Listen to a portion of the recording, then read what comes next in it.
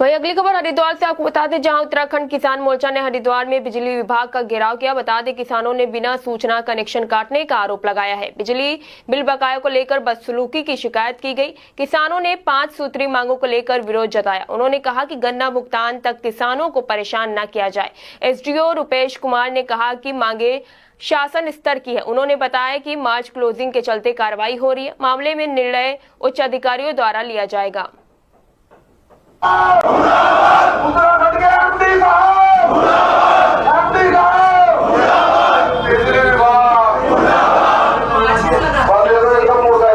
किसान को गरीब को देना पड़ रहा, तो इनकी डकैती बोली को देखना।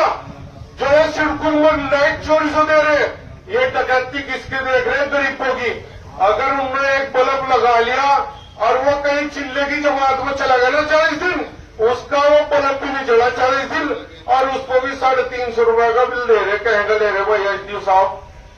अभी हमारे किसान भाई बता रहे थे, हम भी मिल पर धरने पर गए, इकबालपुर टीम मिल पर धरना चला, लक्सर पर चला।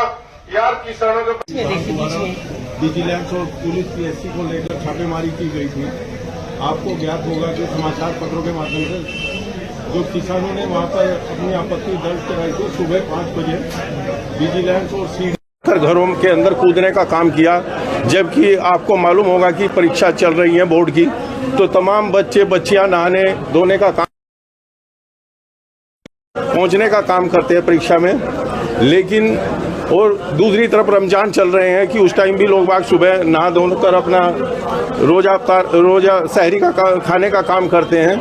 तो इस प्रकार इस तरह की जो पुलिस विभाग इसकी बिजली विभाग की जो कार्रवाई है वो आपत्तिजनक है। जिस प्रकार इन्होंने बहन बेटियां अंदर घर में काम कर रही थी, स्नान कर रही थी, उस टाइम पर सीढ़ी लगाकर जो कूदने का काम किया, और फिर इन्होंने वहां पर ग्रामीणों पर मुकदमे दर्ज करने का काम किया। उसी के विरोध में यहाँ पर धरना प्रदर्शन का आयोजन, क्योंकि रमजान है, हमारे ₹60 का बकाया था, 350 रुपए का बकाया था।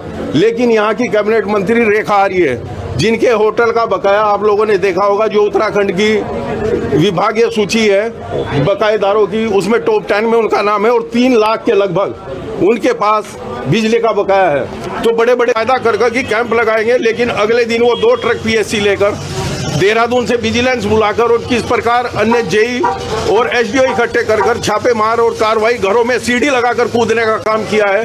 कहाँ संविधान या बिजली विभाग में एसडीओ साहब दिखा दे कि सीढ़ी लगाकर घर में कूदने का कहाँ लिखा हुआ है? आपको केवल खंबे या मीटर चेक कर सकते हैं, आप किसके घर में नहीं कूद सकते, कोई अपराधी थोड़ा ही है। और अगर आपको घर में कूदना है या होटलों में कूदना है तो रेखा आर्य के जो कैबिनेट मंत्री है, जिनके ऊपर इतना बकाया भुगतान है, जिन्होंने जब से कनेक्शन लिए तब से अब तक जमा लिए 25,000 से ऊपर 320 कनेक्शन है, और उसमें जो है 2.5 करोड़ रुपए उनको बकाया।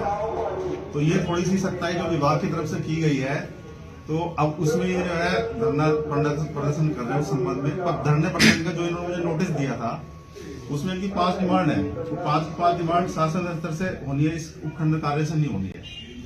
उसी दिन मैंने इनका पत्र अग्रसर करके इनको भी इन्फॉर्म कर दिया था कि जो है ये धरना देना यहाँ अनुचित है, क्योंकि ये डिमांड यहाँ से पूरी नहीं हो रही। अब लेटर दिया 21 तारीख को, धरना दे रहे 24 तारीख को। अगर वो शासन में भी बात जाएगी तो 2 दिन में बात जा नहीं सकती।